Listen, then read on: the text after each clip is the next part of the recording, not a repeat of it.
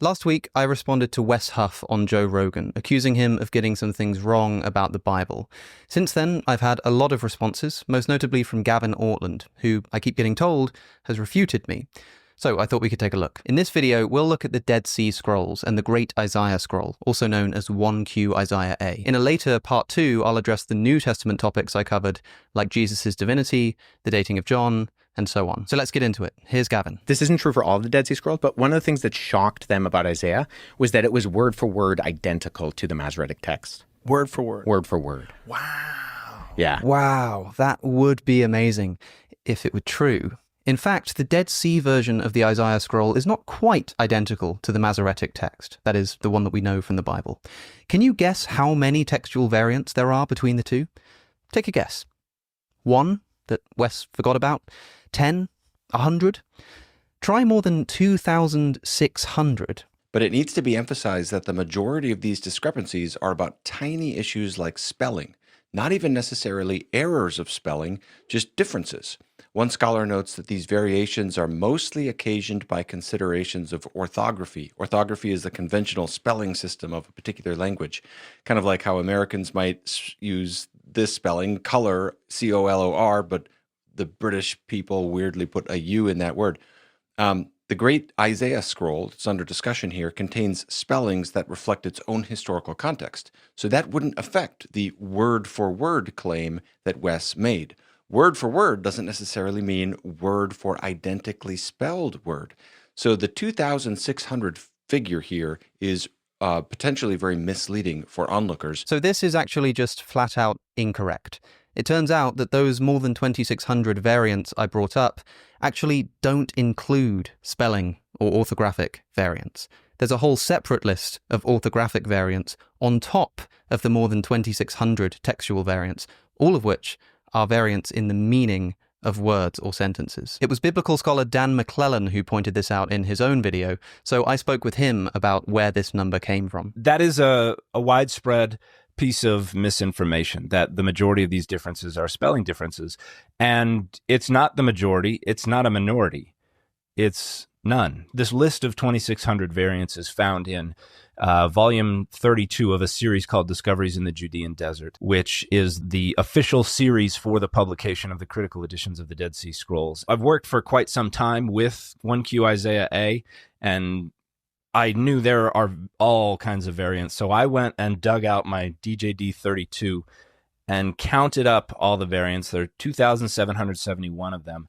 And I don't remember any that were clear differences of just spelling. And so I went through the volume and found the editor's own description of what they were doing with the list of textual variants. The editors clearly specify, as you can see, that this list of variants only counts those which differ, quote, in more than mere orthography or meaning-neutral morphology, though ambiguous cases are included. I want to make it clear, I made this mistake as well. I also thought that the variants were mostly spelling-related, but in trying to correct me, Gavin has reiterated this false claim, arguing that most of these variants are orthographic or spelling-related, when in fact, none of them are. And as you can see, this mistake has provoked quite a lot of enthusiastic comments, and many popular channels have also leaned on this incorrect point from Gavin's video, like Ruslan KD. Orthography is the conventional spelling system of a particular language, kind of like how Americans might use this spelling, color, and Daily Dose of Wisdom. But the British people weirdly put a U in that word. Wes himself even shared Gavin's video on Instagram, and so seems to endorse it. But it is simply incorrect to say that most of the variants are orthographic. And I made another mistake as well. That more than 2,600 figure actually includes textual variants across a variety of texts, not just the two that we're interested in. So, how many textual variants are there between just the Isaiah Scroll and the Masoretic text? Well, Dan McClellan counted all of them one by one. What I did is I went through every single one of the variants, and if the M was on the other side of the closed bracket, that meant that 1Q Isaiah A differed from the Masoretic text. And I literally just counted them one by one. And how many variants did you find between the Isaiah Scroll in the Dead Sea Scrolls and the Masoretic text? 1,930. And just to be And clear, I may be off by 1 or 2, but it's in that ballpark. So hopefully that's clarified now. 1,930 non-spelling related textual variants between the Isaiah scroll and the Masoretic text. Wes Huff said that these texts were word for word identical. He was mistaken. And he's admitted that he was mistaken.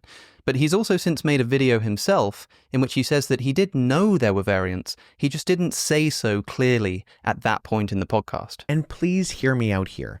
I do not think there aren't textual variants in the Isaiah Dead Sea Scroll texts.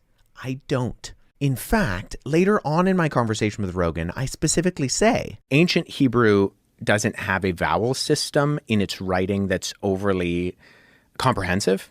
And so in the Middle Ages, when you have these groups of Jews who are copying these Hebrew scriptures, who aren't speaking it as much as they're reading it, you got to figure out how to pronounce it as, because vowels make a difference. But if you took all the vowels out of English, if you were a natural English reader, you could probably figure out what was what if you're looking at the page.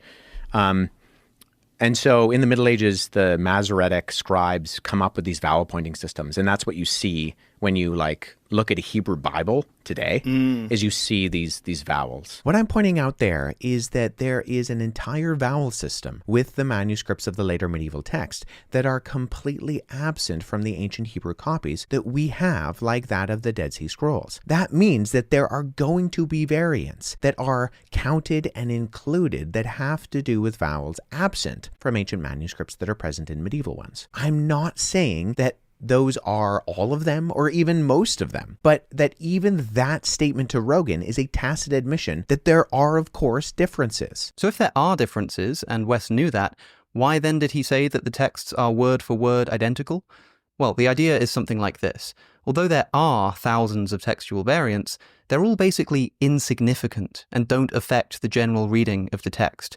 So when Wes says they're word for word identical, he did misspeak, but he's still essentially correct, because despite all of those differences, they're still extremely similar, and things like adding vowel pointing into Hebrew words don't change that.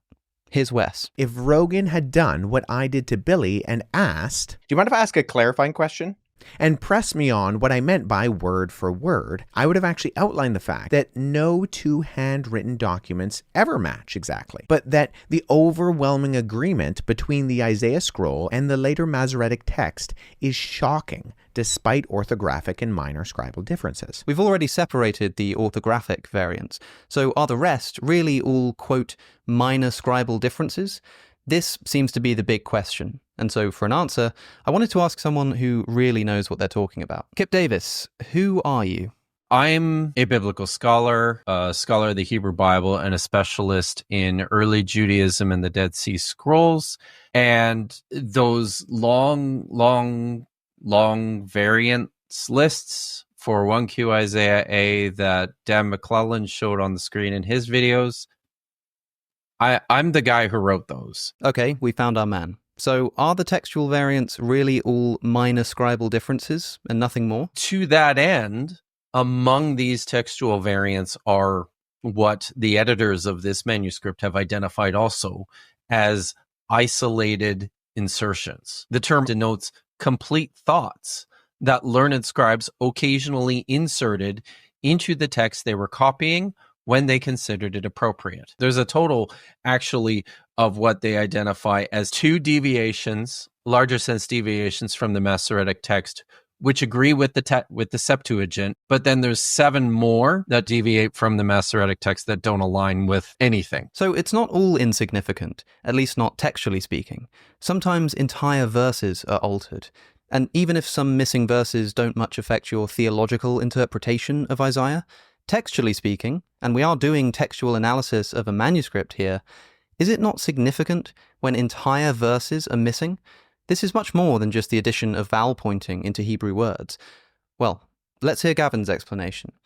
You may recall an example I gave in my original video, but some of them are more significant. For instance, in Isaiah chapter 2, the end of verse 9 and all of verse 10 are simply missing from the Dead Sea version. They're just not there. He proceeds to quote from the digital Dead Sea Scrolls project to buttress this point, and he's correct about the scroll in question. However, there are multiple scrolls of Isaiah found among the Dead Sea Scrolls in these different caves at Qumran. And one scroll is nearly complete. That's the Great Isaiah Scroll, but there's many other fragmentary texts. The same website that Alex quotes from to get the 2,600 figure also notes around 20 additional copies of the book of Isaiah were found there. And in other manuscripts, that part of Isaiah 2:9 and Isaiah 2:10 are included.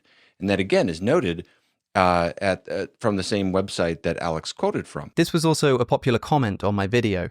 Once again, Wes is essentially correct. But hold on. Let's look again at the quote that Gavin just put on screen, because there's something suspicious about it. He quotes here a whole paragraph from the digital Dead Sea Scrolls, except Gavin has actually left out a sentence.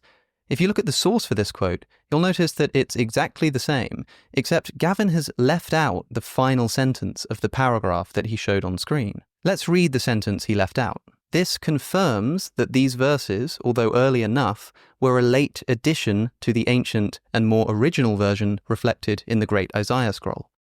Yeah, that's right. The full quote confirms that these verses are a later addition. Why would Gavin leave that sentence out? You know, the sentence which agrees with the argument I was making. It is incredibly misleading, and at best, a big mistake from Gavin. And in Gavin's response, he actually cuts me off a bit short. Here's where he cuts me off. The end of verse 9 and all of verse 10 are simply missing from the Dead Sea version. They're just not there. He proceeds to quote from the digital Dead Sea Scrolls. But look at the very next thing I said, are simply missing from the Dead Sea version. They're just not there, which tells us that they were a later addition. That's the conclusion of my point. That's why I brought it up. Gavin may not know this, but those other texts containing those missing verses are dated later than the Isaiah scroll itself. That's one reason why on the website it says that this shows that these verses are a later addition. But while Gavin shows a quote on screen explaining that, well, those missing verses are found in other texts nearby, he cuts out the sentence explaining that this shows that these verses are a later addition. Why would he do that? But besides, even without this mistake, Gavin's point is still a non sequitur anyway. Wes Huff said that the Isaiah scroll specifically is identical to the Masoretic text. So what if other, later, separate texts contain those missing verses? This is a clear moving of the goalposts. And there's more. While Gavin mentioned that there are 20 other copies of the Book of Isaiah in the Dead Sea Scrolls, only 2 of them retain the missing verses that we're looking for, 4Q Isaiah A and 4Q Isaiah B. But both of those manuscripts, which again are later than the Isaiah scroll anyway, are also fragmentary, and so, crucially, don't even contain the missing verses in their entirety. They only contain fragments, and even in those fragments, the words still don't quite match the Masoretic text. To be specific, both 4Q Isaiah A and 4Q Isaiah B preserve the first word of the missing part of verse 9, and that word is different to the Masoretic version, although they do basically mean the same thing. And do not. 4Q Isaiah B preserves the last 4 words of verse 10, and these do seem to match the Masoretic text. And 4Q Isaiah A contains part of the second word of verse 9, the word forgive, and this seems to match the Masoretic text, as well as one other tiny bit of another word from verse 10, which seems to match, but as you can see, it's quite unclear. We don't have any of the rest of the missing passage. No other Dead Sea Scroll fragments preserve this part of Isaiah. So even if we do include other manuscripts, even if we include all of the manuscripts found near Qumran in our reconstruction of Isaiah, which is already a broadening of the goalposts, we still don't find the missing verses in their entirety, and the parts that we do get, as well as being later than the Isaiah scroll, which is the one that we're interested in, still also vary slightly from the Masoretic text. The Dead Sea Scrolls, if you just want them to be evidence that the Bible hasn't changed, you lose. Like, you can characterize them, and you can squint at them, and you can try to come up with fuzzy rhetoric, but if you are taking a hard critical look at the data, what it shows is that there is still quite a bit of textual fluidity, and we're seeing the developmental accretion of text to the Bible, and Isaiah 2, 9b through 10 is a perfect example of that. That is something. And it doesn't surprise me that that kind of thing would be omitted from a quotation because it would be phenomenally unhelpful for his rhetorical goals to have that in there, because that's going to raise more questions than it's going to answer. One more thing. I said that Gavin has moved the goalposts by talking about these other texts, but Gavin disputes this. Now, if I heard him correctly, Wes seemed to acknowledge that not all of the Dead Sea Scrolls have the same degree of accuracy. So perhaps he was talking about the overall information yielded from the Dead Sea Scrolls as a collection of texts, rather than just one manuscript among them, because he's certainly aware of the diversity of manuscripts that we have. But no, Wes was not talking about the whole library of the Dead Sea Scrolls and what we can yield from it as a whole. That seems to me just a blatant misrepresentation. He was quite clearly talking about a specific, singular manuscript, the Isaiah Scroll, as separated from the rest of the Dead Sea Scrolls. Seriously, listen to what he says. How similar is it to the book of Isaiah that's in the Bible? So that one is fascinating. So this isn't true for all of the Dead Sea Scrolls, but when we discovered the Great Isaiah Scroll, previous to that, the earliest copy of Isaiah that we had was in the Masoretic text, which is in the Middle Ages. Whoa. Yeah, so it was literally 1,000 years. We literally pushed back our understanding of Isaiah 1,000 years. And the thing that really shocked scholars, like I said, this isn't true for all of the Dead Sea Scrolls, but one of the things that shocked them about Isaiah was that it was word for word identical to the Masoretic text. Word for word. Word for word. I'll just repeat that.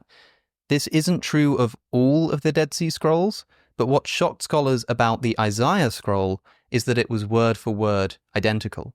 But Gavin thinks that maybe he was talking about all of the Dead Sea Scrolls, and not one manuscript in particular. I have no idea how he's arrived at this suggestion. Once again, compare Gavin. So perhaps he was talking about the overall information yielded from the Dead Sea Scrolls as a collection of texts, rather than just one manuscript among them. With Wes. So this isn't true for all of the Dead Sea Scrolls, but when we discovered the Great Isaiah Scroll... I'll leave it to you to decide what to make of that. Gavin continues. So I'm not 100% sure what Wes meant by word for word. I'll leave that for him to clarify. Okay, I get that we're trying to be charitable, but there's being charitable when someone gets something wrong, and being so charitable that we don't admit that they got something wrong. Given everything we've covered, was I supposed to think that by word for word identical, what Wes might have meant was that the Isaiah Scroll is mostly similar to the Masoretic text, except for, separate to the list of orthographic variants, thousands of textual variants, except where entire verses are missing altogether, in which case, if you collect other manuscripts of Isaiah from the Dead Sea Scrolls, you'll find two later incomplete fragments of those missing verses, and if you put all of that together, you end up with a text which is about 93% similar to the Masoretic text. I don't think that's what he meant. I think he just got it wrong. Maybe the texts are still really similar, and that's really cool, but they're not word for word identical in any sense. I'd really like to know what Gavin makes of everything I've covered here. Seriously, Gavin, if you're watching, I'd love to hear from you. But now, let's move on to Wes Huff's own response video, in which he explains that he did in fact misspeak about the Isaiah Scroll, but he also tells us why that happened. Let's take a look. But let me tell you why I said what I said. What was going on in the back of my mind was a quote that I was recalling from Old Testament scholar Gleason Archer's A Survey of the Old Testament, where he talks about the copies of Isaiah found in Qumran Cave 1 in 1947, that they were 1,000 years earlier than the oldest dated manuscripts previously known, proving to be word for word identical with our standard Hebrew Bible, and more than 95% identical to the Masoretic text, specifically the Leningrad Codex, calling it almost letter for letter with that manuscript. Also, I had only a few months previously to this discussion with Rogan read Old Testament textual critic Emmanuel Tove's Textual Criticism of the Hebrew Bible, where he breaks down the variants of 1Q Isaiah B and compares them to the Leningrad Codex, describing the differences with the word minutia. Granted, both Archer and Tove are talking about 1Q Isaiah B, and my statement to Rogan was specifically in context to 1Q Isaiah A, but that is what was going through my mind when I had the conversation. So, curiously, Wes begins by admitting that he was recalling two quotes, both of which are actually talking about a different text, 1Q Isaiah B, and not the Isaiah Scroll, which is 1Q Isaiah A. But if you were looking closely, you might have seen that even here in his response video, he still misquotes Gleason Archer. Listen again, and I'll jump in. They were 1,000 years earlier than the oldest dated manuscripts previously known, proving to be word-for-word identical with our standard Hebrew Bible, and more than 95% identical to the Masoretic text. Pause. It's not word-for-word identical with our standard Hebrew Bible and more than 95% identical to the Masoretic text. It's word-for-word identical with our standard Hebrew Bible in more than 95% of that text. Of course, saying something is identical in 95% of the text just means that it's 95% identical. But Wes misquotes Archer, separating the word-for-word comment from the 95% comment. Proving to be word-for-word identical with our standard Hebrew Bible, and more than 95% identical to the Masoretic text. Which for anybody listening is going to make it sound like his word-for-word statement was correct and separate from the 95% comment in the quote. Let's keep listening. And more than 95% identical to the Masoretic text, specifically the Leningrad Codex, calling it almost letter for letter with that manuscript. Pause again. Wes was talking about the two copies of Isaiah and their 95% similarity with the Masoretic text, and then says, quote, specifically the Leningrad Codex, calling it almost letter for letter with that manuscript. But if you look, Archer has actually switched here to speaking exclusively about 1Q Isaiah B, so not including the Isaiah scroll. He even uses the word but Wes doesn't quote him like that and doesn't make this clear. Look again, read the words that are on screen. Gleason Archer says that these two copies of Isaiah proved to be word for word identical with our standard Hebrew Bible in 95% of the text. But in the case of 1Q Isaiah B, this manuscript is almost letter for letter with the Leningrad Codex. But Wes says out loud that the two copies of Isaiah are word for word identical with our standard Hebrew Bible, and more than 95% identical to the Masoretic text, specifically the Leningrad Codex. Wes has, at best, paraphrased Archer in a really unhelpful way, which makes it sound as though an unqualified version of the phrase word for word identical was correct, and also that the almost letter for letter identical phrase might apply to both manuscripts rather than just 1Q Isaiah B. And to preempt some comments, you may think that I'm just nitpicking at his words here or being pedantic, but remember, this is Wes's clarification video, his awaited response to the criticism that he got the Isaiah scroll wrong on the biggest podcast in the world. And he's not speaking off the cuff this time. He's thought out and prepared the exact words he wants to say.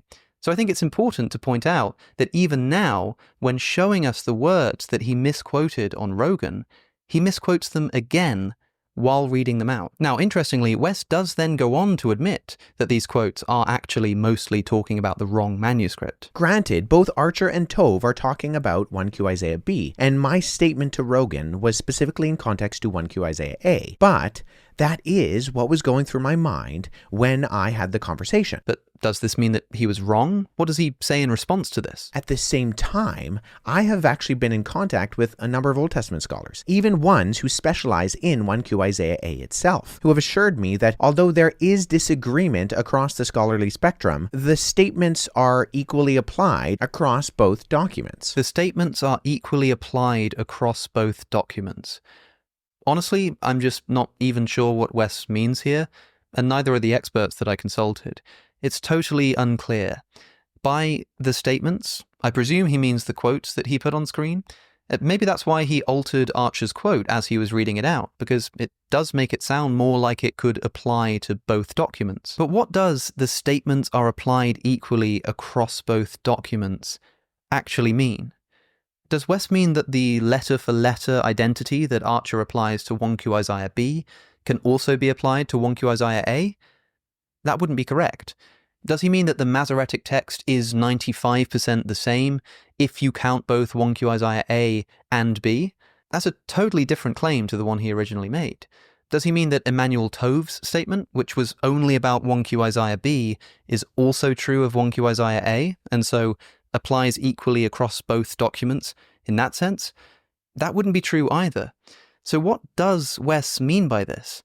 It's completely unclear, and to me, doesn't justify the view that despite him misapplying some misquoted statements about an incorrect text and admitting that he did so, It's not that he was wrong exactly, but rather just imprecise or hyperbolic. This was admittedly a hyperbolic statement that I should have been much more careful on. Should I have been more careful in my statement on Rogan about the Great Isaiah Scroll and used much more precise language, something to the effect of nearly identical rather than word for word identical, in order to not bring unnecessary and unfortunate scrutiny upon my discussion with him? Yes, but I hope you can see why I said what I said, and forgive me for my lack of precision. And to be clear, the problem is obviously not that Wes got this wrong.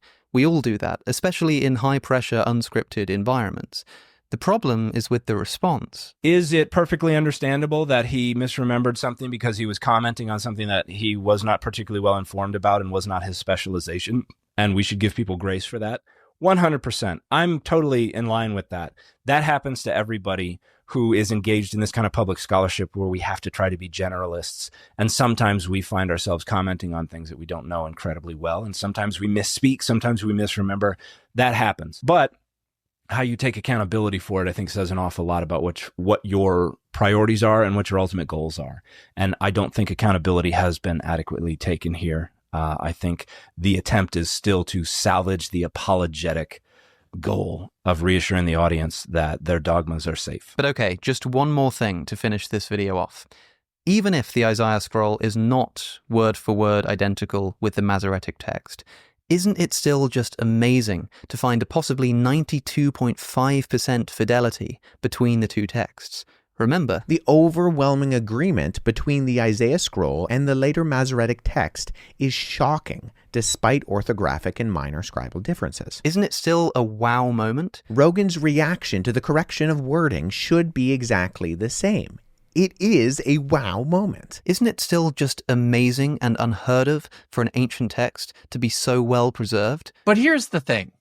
There's nothing special about 1Q Isaiah A or any biblical manuscripts in terms of their fidelity or how close they are to later copies of the Old Testament. You could do the same thing with manuscripts of pretty much anything from antiquity. So why are we so shocked and so excited when the Bible, when biblical manuscripts basically just look like all other ancient manuscripts? That's why, by the way, it would be amazing if the Isaiah scroll was different from other texts in being actually word for word with no variants. Yeah, and if you want something that approaches that kind of textual fidelity, we have, manuscripts for that too. They just all happen to be manuscripts of the Quran. Now, there are reasons why that is the case that are not miraculous either. It's just the nature of how the Qumran was transmitted and preserved, which is quite different. The circumstances behind that are quite different from anything in the Hebrew Bible or the New Testament or the Greco-Roman world. But, that's where those manuscripts are. And this brought to mind an interesting hypothetical. Imagine for a moment that a Muslim went on Joe Rogan and claimed that they'd found some 1,000-year-old Quran that was word for word identical with the Quran we have today. And imagine this really impressed Joe Rogan as well. If it then transpired that there were in fact thousands of textual variants in that Quran, including entire verses missing altogether, how charitable do you think the Christian community would be to that Muslim's mistake? Especially if it also transpired that he made this mistake because he misremembered a quote about the wrong document. That's a genuine question. Anyway, I want to note that I don't make these arguments in some attempt to validate atheism. I do not think that variants in the Isaiah scroll disprove Christianity, or even mean that we can't trust the book of Isaiah in a broad sense. I was simply calling out Wes Huff for mistakenly saying that the two texts are word for word identical, and I'm now pointing out some mistakes that I think I've found in some of the responses that I've received. So, sorry this was such a long video, though if you think this was long, Kipp Davis actually just hosted a 3-hour live stream on this topic. A link is, of course, in the description. I just wanted to comprehensively cover this, especially because people keep referring me to Gavin's video in particular. Hopefully you can now see why I think his response misses the mark. Whatever the case, look out for part 2 at some point where I'll respond to the New Testament topics. But for now, thanks for watching, and I'll see you in the next one.